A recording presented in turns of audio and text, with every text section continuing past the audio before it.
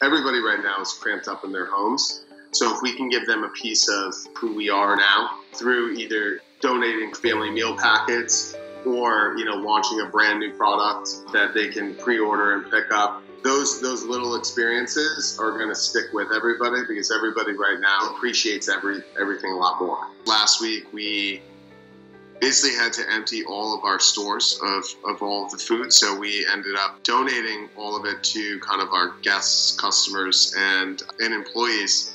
We placed a big order of all the paper goods that we needed the day prior.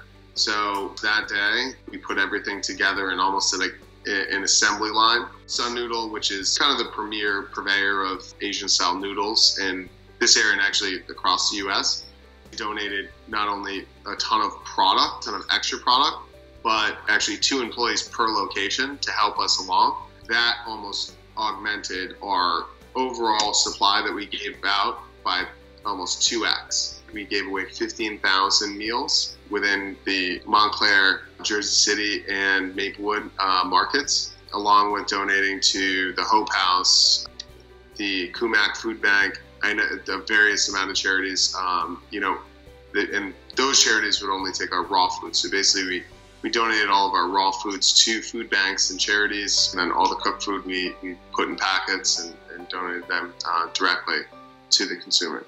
We got lots of love online, lots of love on every single social channel out there. We had a little bit of news covering us as well, so it was definitely well received. We had a great effort from our executive team and pretty much every member of our staff as well, donating time and crazy hours last week. We're planning on kind of relaunching a delivery service, buying new equipment to be able to produce and hold, and then our website design company to set up a website that allows people to pre-order and get in a queue.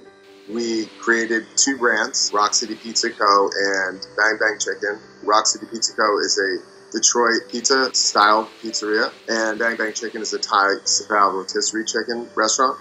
We're going to be launching it within our closed Ani Ramen restaurants.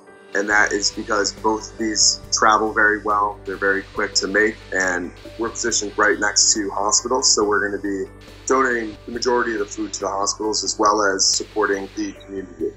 This definitely can come to an end, and it will, and we just have to keep looking to that as our beacon of light.